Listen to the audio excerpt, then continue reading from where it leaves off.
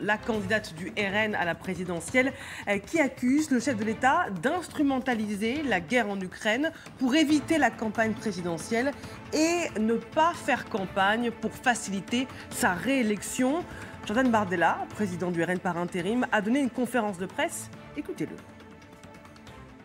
Dans une lettre creuse aux banalités indigentes, Emmanuel Macron renie une fois de plus Emmanuel Macron. D'une culture française qui n'existe pas, d'une volonté de déconstruire l'histoire de France, nous voilà désormais devant un promoteur de l'art de vivre millénaire à la française. Concrètement, on y apprend une chose, en cas de réélection d'Emmanuel Macron, il faudra travailler plus. Mesdames, Messieurs les Français, vous êtes prévenus. On en parle avec Prisca Thévenot, bonjour, porte-parole de La République En Marche, avec Frédéric Delpech, qui est toujours avec nous, du service politique de TF1 LCI, et Damien Fleureau, bonjour, nous a rejoint, chef adjoint du service politique de TF1 LCI. Damien, la campagne avait déjà commencé, puisqu'on sait depuis longtemps que Marine Le Pen est candidate à la présidentielle, mais là, le match est officiellement déclaré depuis que Macron a officialisé sa candidature. Oui, c'est vrai que cette conférence de presse, elle a pour but, vu de l'équipe de campagne de Marine Le Pen, d'installer ce match, ce duel que l'on a annoncé depuis de longs mois, voire même quelques années, entre Emmanuel Macron et Marine Le Pen. Et donc, voilà, cette conférence de presse de Jordan Bardella, qui dirige en quelque sorte la campagne de la candidate du Rassemblement national, qui fait figure de poids lourd et de pilier dans cette campagne, avec la révélation au cours de cette conférence de presse d'une nouvelle propagande de campagne, un nouveau slogan où l'on met en scène justement ce duel entre les deux candidats. L'objectif, il est effectivement d'imposer en quelque sorte une campagne que l'actualité internationale empêche ou en tous les cas passe au second plan.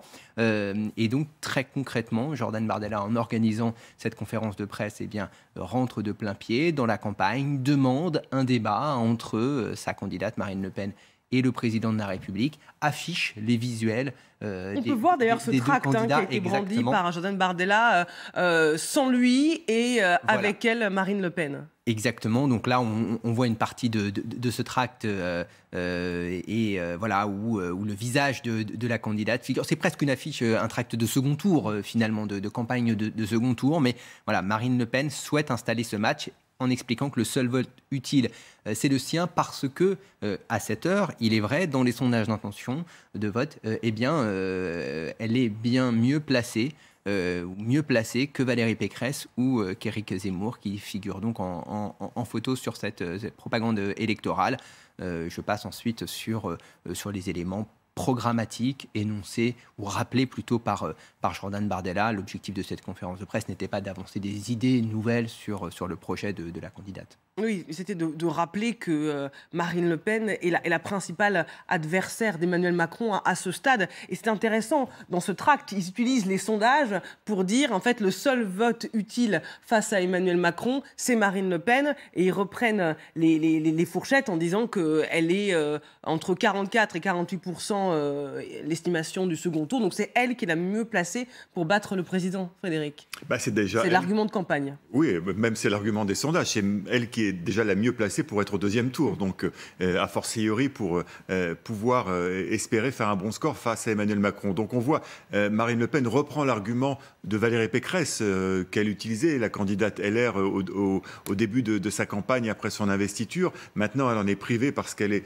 arrivée en 3e position, Valérie Pécresse, dans la liste d'ordre d'arrivée pour la qualification. C'est plus compliqué pour elle. Donc, Marine Le Pen, oui, elle se positionne déjà dans le duel d'entre deux tours. Ce qui est assez amusant avec ce nouveau tract, et d'ailleurs assez subtil, cette façon d'utiliser le « sans lui », c'est à la fois à double lecture. C'est sans lui, plus d'Emmanuel Macron lors du prochain quinquennat, mais sans lui dans la campagne aussi. Oui. Parce que ce que dénonce Jordan Bardella, c'est finalement la mise en retrait d'Emmanuel Macron dans cette campagne avec, il l'a dit lui-même, d'ailleurs, le chef de l'État, il ne pourra pas faire campagne comme il le souhaitait. Donc le sans lui, ça peut se lire aussi sans lui dans la campagne. Et donc c'est assez subtil et plutôt assez bien réussi de la part du Rassemblement national. Pour le reste, dans ce qu'a dit Jordan Bardella, on note surtout qu'il veut tenter, mais est-ce qu'il va y arriver, de ramener Emmanuel Macron à son bilan en prenant soin d'énumérer 3 points sur lesquels on peut imaginer que Marine Le Pen va faire sa campagne maintenant pour dénoncer le bilan sur l'immigration, évidemment. Immigration dont Emmanuel Macron n'a pas dit un mot hier dans sa lettre aux Français. Il a parlé de la sécurité mais pas de l'immigration et c'est à noter. Sur la sécurité aussi, Jordan Bardella dresse un bilan très noir du quinquennat d'Emmanuel Macron et puis surtout la partie la plus importante du discours de Jordan Bardella, c'est sur le pouvoir d'achat et là on voit bien l'angle d'attaque que va essayer de développer Marine Le Pen pendant cette campagne un peu perturbée, c'est-à-dire ramener Emmanuel Macron à son bilan en termes de pouvoir d'achat. Il l'a dit, Jordan Bardella, les Français ont perdu du pouvoir d'achat. Il y a des craintes sur l'augmentation des prix de l'essence et du carburant. Donc voilà, on voit que le Rassemblement national va tenter, malgré cette campagne compliquée, d'essayer d'accrocher une casserole à Emmanuel Macron, celle de son bilan qui, aux yeux du Rassemblement national, n'est pas satisfaisant sur ces 3 points.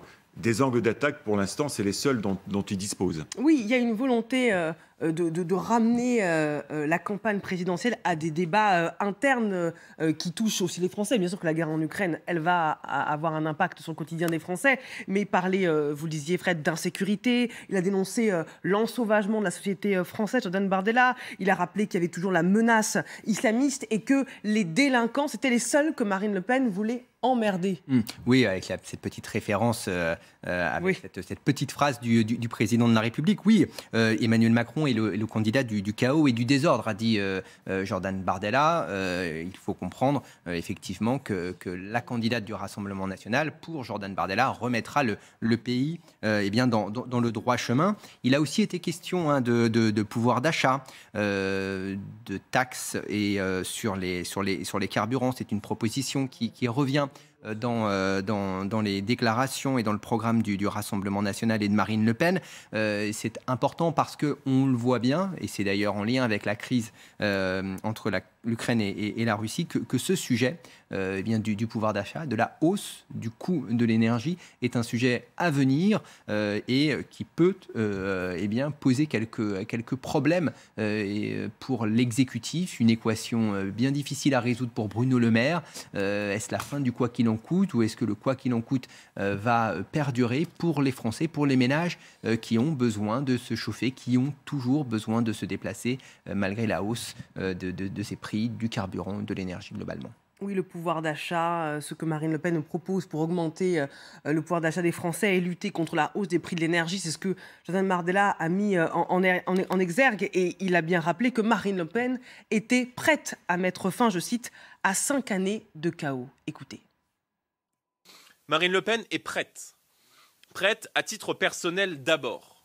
Notre projet est solide, puissant, applicable, raisonnable, sérieux. Il est à la fois une réponse au défi de la fin de la France et de celui de la fin du mois, si prégnante pour nos concitoyens. Aussi bien la pandémie de Covid-19 que la crise ukrainienne ont donné raison au camp national que nous incarnons. Voilà, bilan très sombre du quinquennat d'Emmanuel Macron. Prisca Thévenot, qu'est-ce que vous répondez à Marine Le Pen, à Jordan Bardella, qui accuse Emmanuel Macron d'instrumentaliser la guerre en Ukraine pour ne pas faire campagne? Ils estiment que c'est un manque de respect pour les Français, cette annonce de candidature très tardive. Bon, je pense que le sujet d'instrumentaliser une guerre, je pense qu'on doit tous appeler un peu de décence.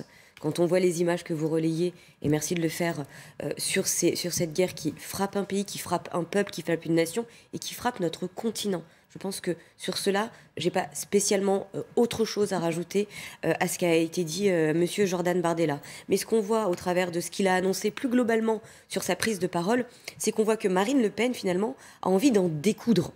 Là où Emmanuel Macron, il a envie de résoudre. Et nous avons envie de continuer à transformer. Et j'insiste vraiment sur le « nous », parce que on a l'impression, quand on écoute Jordan Bardella, que Marine Le Pen va réussir à faire tout toute seule. Et c'est faux. Pour être un bon chef, pour être un bon capitaine, comme on le voit aujourd'hui avec Emmanuel Macron, il faut avoir une équipe solide, stable, capable de bouger pour faire évoluer les choses, aussi bien des élus locaux, nous l'avons fait au cours de ces 5 dernières années, notamment avec le déploiement des maisons France Service, avec des députés nationaux qui ont permis de voter de grandes lois pour réparer le pays, sur la justice, sur la sécurité, la loi Asile et Migration, qui a été une des premières lois du quinquennat d'Emmanuel Macron, mais également des eurodéputés. Et j'aimerais bien qu'on insiste sur cela. Jordan Bardella est eurodéputé. Nos eurodéputés de la majorité présidentielle au Parlement européen œuvrent sans relâche pour la paix aux frontières de notre continent. Là où le Rassemblement national nous fait de belles paroles aujourd'hui, et c'est très bien, mais soyons lucides sur leurs actions d'hier. Ils ont voté contre l'aide financière de 1,2 milliard d'euros au peuple ukrainien. Ils ont voté contre la résolution qui condamnait le renforcement militaire russe aux frontières de l'Ukraine. Ils ont voté contre le fait de proposer des sanctions contre Vladimir Poutine. Ça, c'est une réalité. Donc moi, ce que j'aimerais rappeler, c'est que oui, nous sommes engagés derrière Emmanuel Macron, et oui, nous ne sommes pas seuls, parce que nous ne sommes pas sans elle, avec elle, nous sommes avec les Français, pour les Français et surtout pour notre pays. Alors c'est la réponse aux attaques de Marine Le Pen qui est la seule, selon les sondages, à pouvoir se qualifier au second tour face à Emmanuel Macron. On peut montrer notre enquête quotidienne, IFOP Fiducial pour LCI en partenariat avec Paris Match et avec Sud Radio. Marine Le Pen, elle est solidement accrochée à la place de deuxième. On a souvent dit, avec la montée en puissance d'autres adversaires à droite, qu'elle pouvait perdre cette place, et elle reste très solide. Comment vous l'expliquez ? Oui, c'est vrai que c'est sans doute la candidate qui a une évolution de sa courbe sondagière la plus stable depuis plusieurs semaines maintenant, et malgré des événements dans la campagne, à la fois des défections de son camp vers celui d'Éric Zemmour. On peut penser par exemple à l'eurodéputé au député Gilbert Collard notamment, mais il y en a eu plusieurs, Nicolas Bay par exemple, et puis la crise entre l'Ukraine et la Russie. Malgré cela, le socle de Marine Le Pen, autour de 16-17%, demeure, alors que Éric Zemmour est dans une dynamique sondagière baissière depuis maintenant plusieurs jours. Donc c'est une photographie, ces chiffres que l'on montre, qui ne veut pas dire que le résultat sera le même au soir du premier tour de l'élection présidentielle. Mais ce que l'on constate, c'est que à ce stade, Marine Le Pen semble ne pas faire les frais de la même manière de cette crise entre l'Ukraine et la Russie, même si Marine Le Pen s'est affichée dans le passé aux côtés de Vladimir Poutine, a souvent vanté l'action du président russe, sa façon de diriger le pays, remettant en cause certaines alliances de la France, notamment la présence de la France dans l'OTAN. Mais on voit, contrairement à Éric Zemmour, qu'elle ne paye pas ses déclarations passées pro-Poutine, peut-être parce qu'elle a su aussi adapter son discours et se montrer beaucoup moins offensive vis-à-vis de la position de la France dans ce conflit. Marine Le Pen, elle bénéficie d'un avantage dans cette campagne sur ses concurrents à droite, c'est l'expérience. Elle a déjà d'autres campagnes présidentielles au compteur, et donc elle sait comment ça se passe, elle sait qu'il faut s'adapter en permanence, qu'il faut réagir aux polémiques et aux événements extérieurs, et c'est ce qu'elle fait avec relativement quand même une certaine habileté. Par exemple sur la crise ukrainienne, alors que Éric Zemmour s'est un peu enferré dans ses propos, qu'il a essayé de se justifier, de s'expliquer, elle a pris le parti de dire simplement, voilà, j'ai soutenu peut-être Vladimir Poutine, mais il a changé aujourd'hui, il n'est plus le même, maintenant je n'approuve pas cette intervention. Et puis surtout, tout ça est assorti de gestes. Je prends un exemple. Aujourd'hui, Louis Alliot, vice-président du Rassemblement national et maire de Perpignan, est à la frontière de la Pologne et de l'Ukraine avec des bus affrétés pour ramener à Perpignan 110 réfugiés ukrainiens.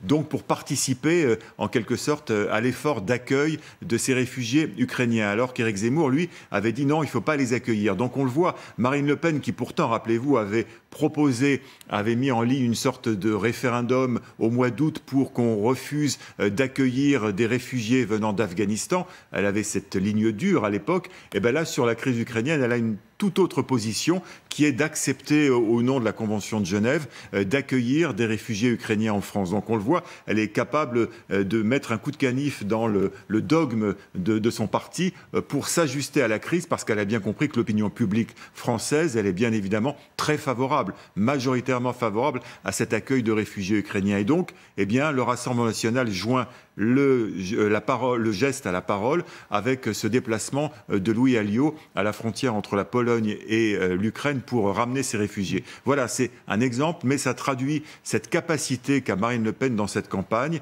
à savoir réagir, ajuster. Oui. Elle a modifié ses propositions sur la retraite à 60 ans, elle a un peu ajusté. Sur certains points, elle évolue et donc elle est en réactivité permanente. D'ailleurs, on le voit aujourd'hui avec ce tract diffusé par le Rassemblement national. C'est une façon de réagir au fait qu'Emmanuel Macron ne sera pas dans la campagne. Voilà, on fait campagne sans lui. Et ben, donc, il y a une capacité quand même d'adaptation assez forte du Rassemblement national dans cette campagne. Alors, c'est vrai qu'Éric Zemmour, lui aussi, a réagi à la publication de la lettre d'Emmanuel Macron, en publiant sa propre lettre, où il est d'ailleurs en photo, un peu en majesté, dans son QG de campagne, qui a des petits airs, des faux airs de palais de l'Élysée d'ailleurs, donc une mise en scène aussi qui l'installe en quelque sorte.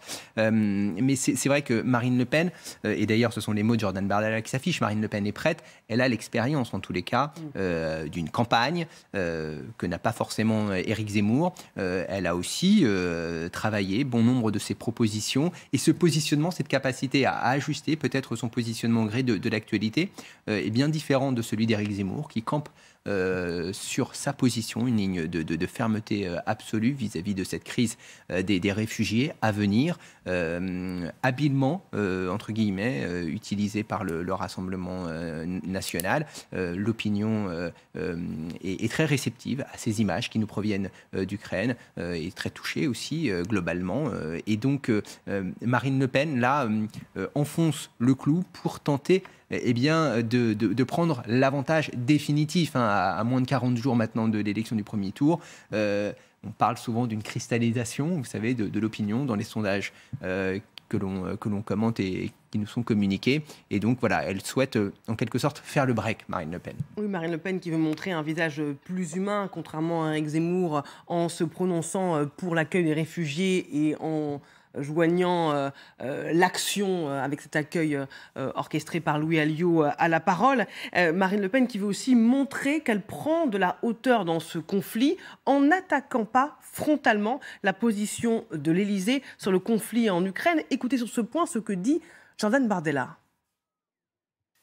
Bon, d'abord, on ne va pas saboter l'effort diplomatique de la France et de l'Élysée parce que c'est la campagne électorale. Je pense qu'il faut maintenir à tout prix un lien diplomatique avec la Russie, continuer de négocier, de dialoguer. C'est la voie qu'a choisie Emmanuel Macron et je pense qu'il a eu raison.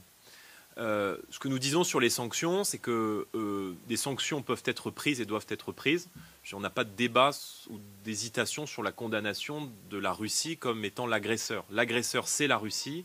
L'agressé, c'est l'Ukraine. L'agresseur, c'est la Russie et l'agressé, c'est l'Ukraine.